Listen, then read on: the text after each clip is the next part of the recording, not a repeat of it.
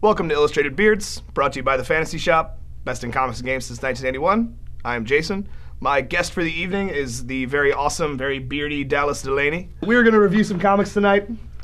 Teenage Mutant Ninja Turtles number 32. Personally favorite of mine, Stray Bullets, is back with this new story, Killers number 1. Justice League Trinity War hardcover. So we'll start with you, Dallas, and Teenage Mutant Ninja Turtles 32. Yes. It's the end of the Northampton story. Yeah, arc. Which was fantastic. Oh, so yeah, it was.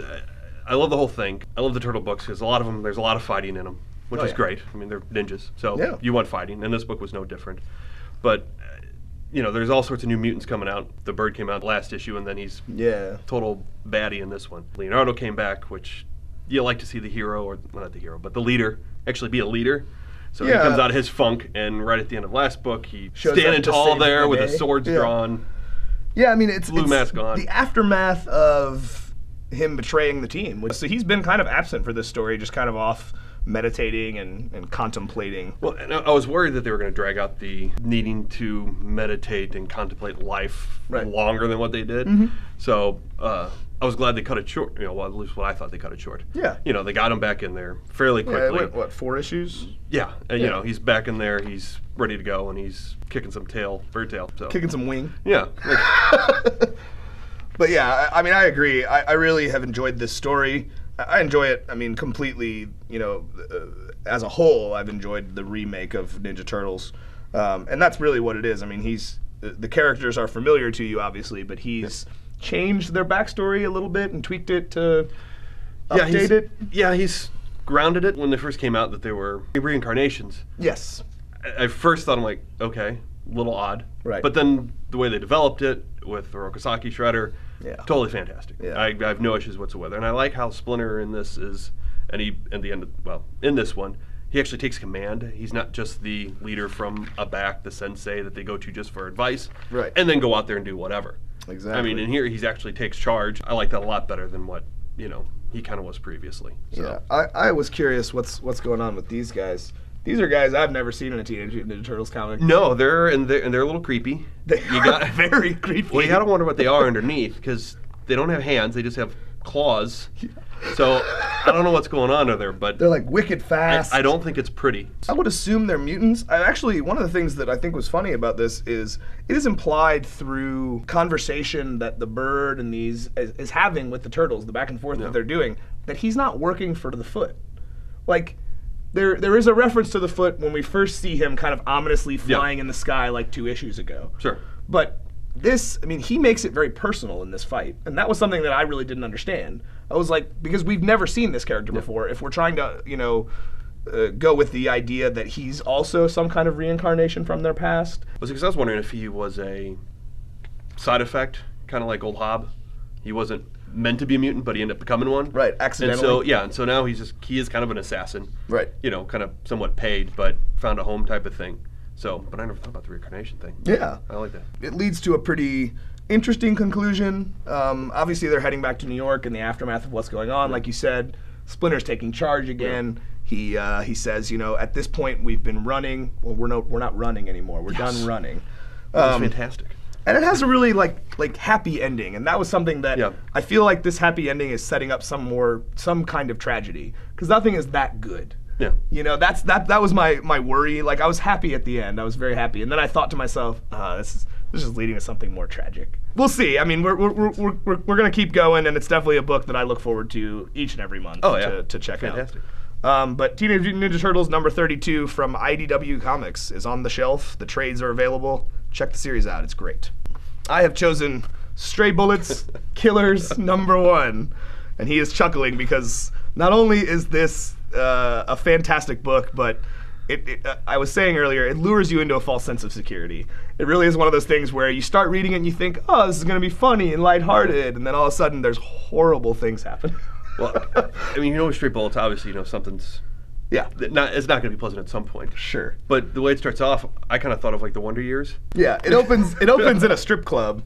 And there's like a little kid, but he's like hidden under a table, and he's kind of peeking out and looking at all the naked ladies. And then that same kid is, on the next page, having a conversation with his friends about boobs. If you're a man in this country, you remember this conversation where you were sitting around with your buddies. We've had plenty. Right. Well, I still do that. Oh, yeah. It's very lighthearted. It's just kind of him and his buddies sitting around having a conversation about how awesome boobs are. It goes back to the strip club, and apparently it's very easy for children to sneak into strip clubs in the 70s. This is 1978 is when it's supposed to be. Which and Hideout under place. Which I thought, I'm like, okay, he gets it. Okay, I thought the first time, okay, he gets in, but apparently it's like a regular thing that he gets in. They've got like a plan and a map. I'm like, okay, how many times can he honestly sneak in without someone noticing? Exactly. Because he's done it apparently a lot of times. And you're introduced to the main character at the strip club, and he's the guy here on the cover. His name is Scotty. He's an interesting character. I compared him to Dexter earlier. He does horrible things, but most of the time, the people that he's doing these horrible things to are way worse than him. Yeah, I try very hard not to like those guys. Right. Because you shouldn't. But there were a couple moments you're like, cool. Yeah, he's a But cool then the guy. other times you're like, because you know he's up to no good as soon as you meet him. In any case, he befriends the little kid who's apparently very good at drawing boobs. He had snuck into the strip club. His dad ends up seeing a girl who used to babysit his son. And how is that not every man's fantasy?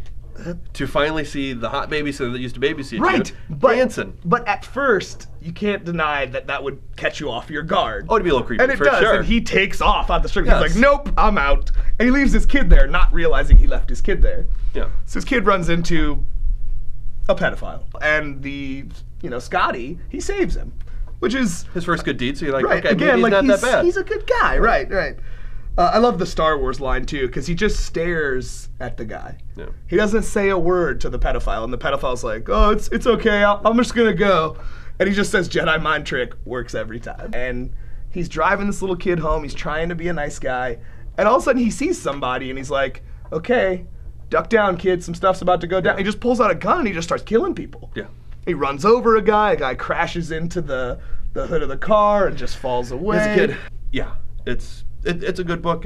I thought it was okay. I know you enjoyed it more. I thought the opening scene was the best. I don't know. I don't care for black and white. I'm like, we can do more than that now. Right. Because a lot of times for some comics I like, the color is just fantastic. One of the big things. Yes, yeah. It's just wonderful. I am a fan of Stray Bullets from way back, and if you don't know, I mean, this is a book that it went for 42 issues or 41 issues back when it originally had come out. It's an interesting kind of noir story. There's no real central, continuity to it. It really is Scotty that keeps the world together. But Stray Bullets, Killers #1, brand new Stray Bullets from David Lapham. David Lapham does everything. He writes, he draws, he inks.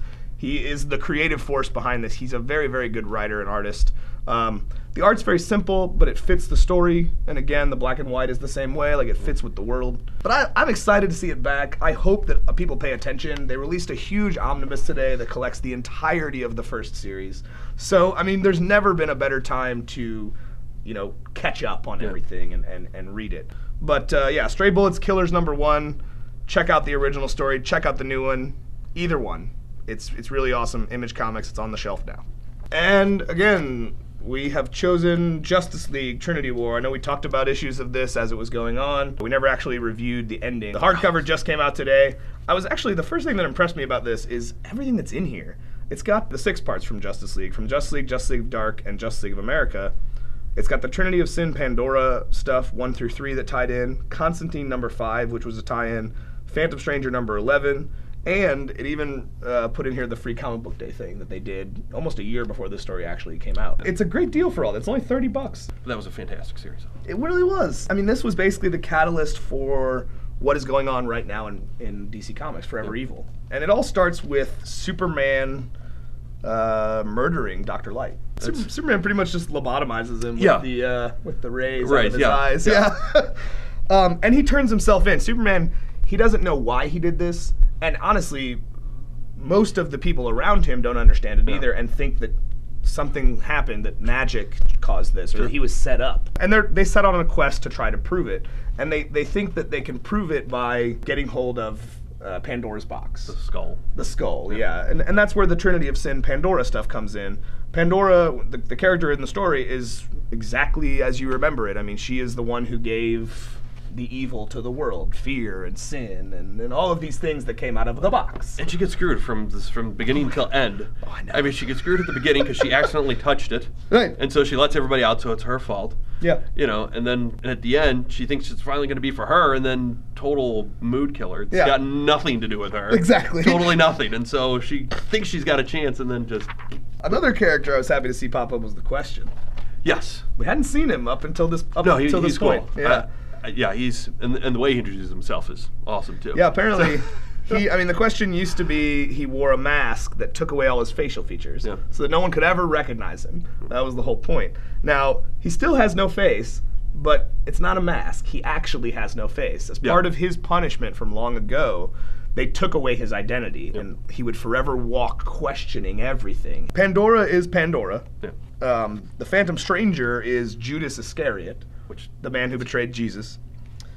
His curse was that he had to walk the world forever, pretty much doing the God's bidding. When he completed a goal, a piece of the silver that he was paid to betray Jesus falls away from a necklace that he has made of it. So the story winds down, and all the heroes of the DC universe are chasing Pandora's box for their own reasons.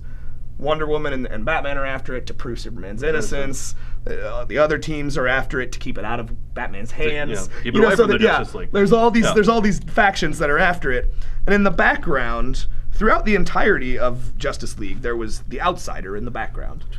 And we didn't really know who he was. We had an idea of who the Outsider is based on old 52 continuity, but we couldn't have been more wrong. This is actually something that I think was funny, is when Constantine touches the box, nothing happens. Everyone else gets this crazy possession, and they try to kill everybody, or they go crazy, and Constantine touches it. Yeah. He's like, what's all the fuss about? Yeah, like, I don't understand. But it winds to an interesting conclusion where pretty much all three teams are fighting each other like superhero throwdown style. Oh yeah, it's fantastic. Which was great, yeah.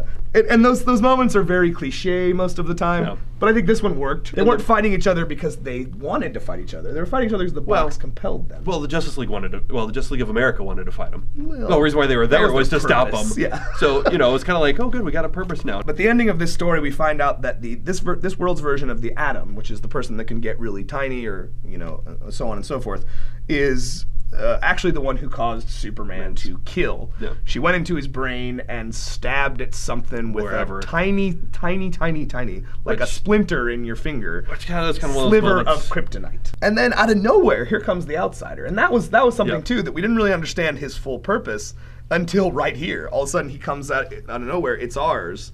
And she says, I don't understand. Pandora says, I don't understand. And he says, you never did. Since the gods who damned you first found the box, they believed it to be magic, but they were wrong. It's science. And so he opens the box. The box apparently is a gateway between worlds. The box actually comes from Earth 3, which is a different incarnation of Earth in a different parallel reality. Yeah. And then all of a sudden, a one-armed Aquaman comes out of the portal and falls dead. And you're treated to an image of the Justice League. OMG. But there's differences you can notice obviously right away. Yeah. This is the Justice League of Earth 3, which is called the Crime Syndicate. They are twisted, evil versions of the Justice League. And they're what's plaguing the New 52 universe now. It's kind of like your worst fear that if the Justice League turned. Right. And then this is where you find out who the Outsider is. And he takes a bow before a guy dressed like an owl, he's called Owlman. He's actually Thomas Wayne Jr., which is the brother of Bruce Wayne in an alternate reality. Yeah, who I think was a Talon in... Yes, he was. In the current... In the Court of Owls, he bows before... The Outsider bows before him and says, welcome to your new home, Master Thomas. And Master Thomas just says, it took you long enough, Alfred. Yeah. Well, that's when we had that, mind-blowing moment where we realized... This is Alfred from another world. But so yeah, the Crime Syndicate is Ultraman, Superwoman, Johnny Quick, who is the Flash of their world. Horrible name, but... Power Ring, who's the Green Lantern of their world. He's a... Deathstorm, who is like a zombie firestorm. Yeah. And Owlman, who is kind of the Batman of their world. And then Atomica, who's the Atom who betrayed them. Yeah. But anyway, this just came out today. I've got a few copies sitting on the shelf. They are readily available. It's brand new. If you didn't read the story when it initially had hit the shelf, this is an excellent time to catch up, as the entirety of the story is collected in one volume. There'll obviously be a Justice League volume that just has the Justice League stuff in it, and so on and so forth. They'll release the individual volumes, but this is the best way to take advantage of the money and read the entirety of the story. They also put it in chronological order. So yeah, I mean the Justice League Trinity War hardcover, it's great. It's a great story. It still holds up, and if you want to read Forever Evil, you should always, you pretty much got to start with this. Yeah. So, yep, that's on the shelf now from DC. Check it out. We got a couple little things we're going to touch on real quick. So my 4-year-old son, when he again found out that I was coming here tonight, he gave me some comics that I could talk about tonight. So, real quick, he gave me Avengers Assemble. The kids' stories are nice.